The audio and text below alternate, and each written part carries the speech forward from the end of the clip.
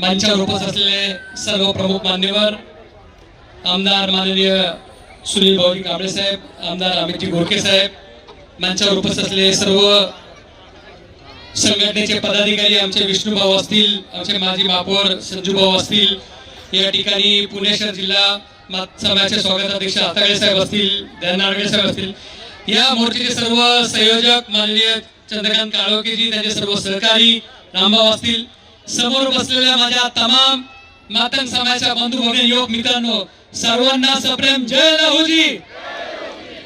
मी लांबलचक भाषण करणार नाही, आपण बराच वेळ या ठिकाणी राहिला थांबलाय आणि प्रमुख मान्यवर देखील सगळेजण आल्यात, परंतु या ठिकाणी आपण या कार्यक्रमाची सुरुवात संविधानाच्या पूजेच्या माध्यमातून केली आहे.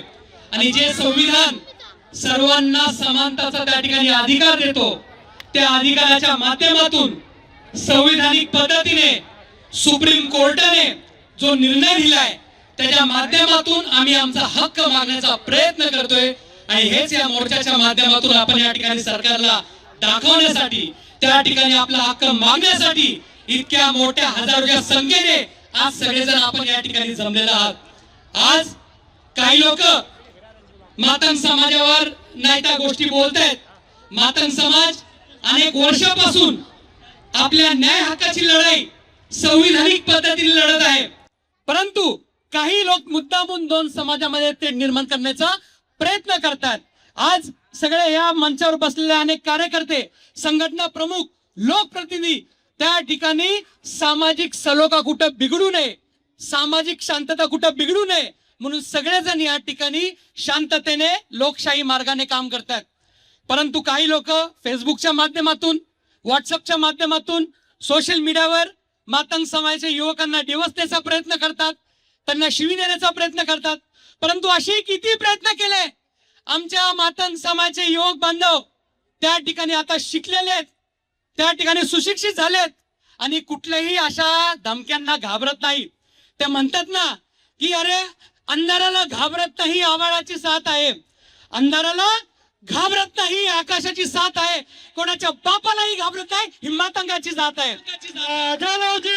आणि म्हणून कोणीही आम्हाला त्या ठिकाणी घाबरवण्याचा प्रयत्न करतात. काय करतात अमित भाऊ या ठिकाणी संविधानिक पद्धतीने न्याय हक्काची लढाई लढतात.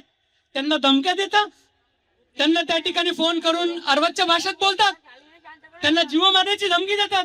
आमचे लोकप्रतिनिधी मातंग समाजाचे जर आमच्या मातंग समाजाचा आवाज बनवून तिथे सांगतात तर त्यांना त्यांच्याबद्दल वाईट वाईट शब्द बोलतात.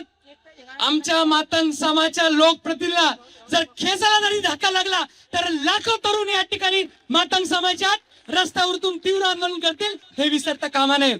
आणि म्हणून या ठिकाणी प्रशासनातले काही लोक चुकीचं त्या ठिकाणी पद्धतीत वक्तव्य करून दिशाभूल करण्याचं काम करतात. आज त्या ठिकाणी आमच्या राजाभाऊंनी सांगितलं की समाज कल्याणचा पार्टीचा अहवाल 2023 आला. जे आमदारांचा अभ्यास गट होता त्यांचा अहवाल त्या ठिकाणी 2024 आला. अनंत बदर समिती गठीत केली. 18 महिने त्यांनी त्या ठिकाणी काम केलं आणि एप्रिल महिन्यामध्ये एप्रिल 2026 त्यांचा अहवाल शासनाकडे आला. त्याच्यानंतर राजेश अगरवाल मुख्य सचिव यांच्या नेतृत्वामध्ये 3 सचिवांची समिती गठीत केली, त्यांचा देखील अहवाल आला. इतके सगळे अहवाल आल्यानंतर अनंत बदर समिती असताना कुठल्याही प्रशासनाच्या कुठल्याही खात्याने कधी सांगितलं नाही की तुम्ही हरकती द्या, सूचना द्या. तुमचं म्हणणं फक्त सांगितलं. बदर समितीने फिरून अहवाल केला, पण तरी सुद्धा काय सांगतात, 80,000 हरकती आल्या, 70,000 ऐन करते आल्या. कुणीही खोटं बोलून काही करायचं. या ठिकाणी सांगितलं राजाभाऊंनी प्लॅन बी तयार करायचा. आमचे लोकप्रतिनिधी त्यांच्या माध्यमातून सत्ताधारी पक्षाकडे आपलं म्हणणं मांडतात, ते त्या ठिकाणी प्रयत्न करतात. त्यांच्या प्रयत्नाला जर प्रशासनाने दाद दिली नाही तर रस्त्यावरचे कार्यकर्ते प्लॅन बी काय असतो हे येणाऱ्या काळामध्ये त्या ठिकाणी सांगून देतील. एवढंच या ठिकाणी सांगतो आणि पुन्हा एकदा जमलेल्या सगळ्या आमच्या समाज बांधवांचं मनापासून या ठिकाणी कौतुक करतो. मनापासून या ठिकाणी मी तुमचे आभार मानतो. आणि चंदू भाऊ, जो वनवा तुम्ही पेटवलाय, ही वनव्याची ठिणगी अख्ख्या महाराष्ट्रामध्ये क्रांतीची मशाल म्हणून पेटणार आणि मोठ्या प्रमाणात मातंग समाज रस्त्यावर उतरून या ठिकाणी आपली धमक दाखवल्याशिवाय राहणार नाही. एवढंच या ठिकाणी सांगतो. आणि पुन्हा एकदा या प्रसंगी ज्याचं सांगितलं की तुम्ही या ठिकाणी पुढे आलं पाहिजे, शिकलं पाहिजे, जे आपले लोक आहेत, तरुण आहेत, मोठ्या प्रमाणात जागृत आहेत. आमच्या महिला भगिनींनी पण आता ताईंनी चांगलं या ठिकाणी भाषण केलं.